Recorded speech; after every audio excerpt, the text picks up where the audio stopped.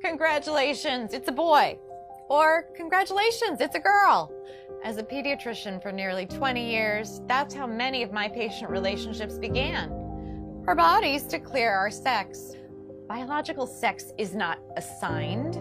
Sex is determined at conception by our DNA, stamped into every cell of our bodies. Human sexuality is binary. Either you have a normal Y chromosome and develop into a male, or you don't, and you will develop into a female. There are at least 6,500 genetic differences between men and women. Hormones and surgery cannot and do not change this. Look, an identity is not biological, it is psychological. Identity has to do with thinking and feeling. Thoughts and feelings are not biologically hardwired.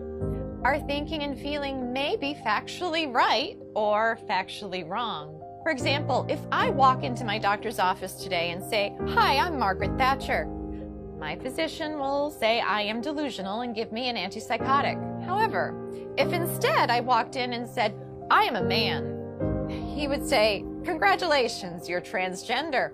If I were to say, "Doctor, I am suicidal. I'm an amputee trapped in a normal body. Please surgically remove my leg," I'll be diagnosed with body identity integrity disorder. But if I walk up to that same doctor and say, "I'm a man, sign me up for a double mastectomy," my physician will. See, according to most mainstream medical organizations, if you want to cut off a healthy arm or a healthy leg, you're mentally ill. But if you want to cut off healthy breasts or a penis, you're transgender. Let's be clear, no one is born transgender.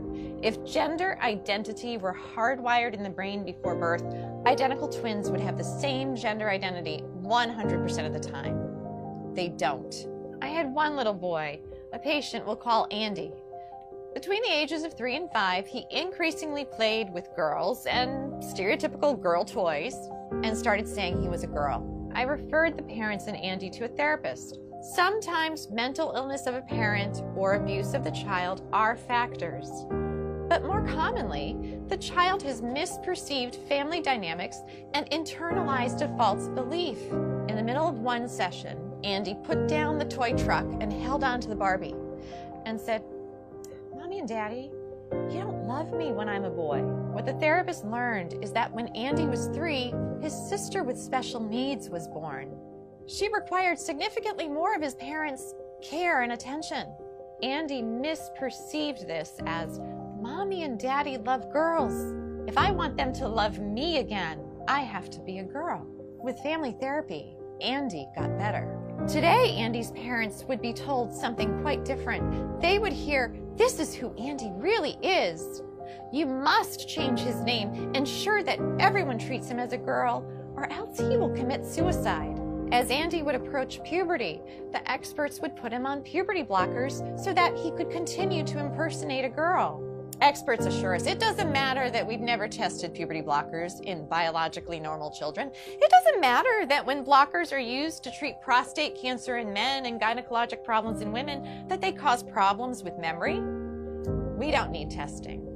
No, we need to arrest his physical development now, or he'll commit suicide. But this is not true. Instead, when supported in their biological sex through natural puberty, the vast majority of gender-confused children get better. Yet, we are chemically castrating gender-confused children with puberty blockers.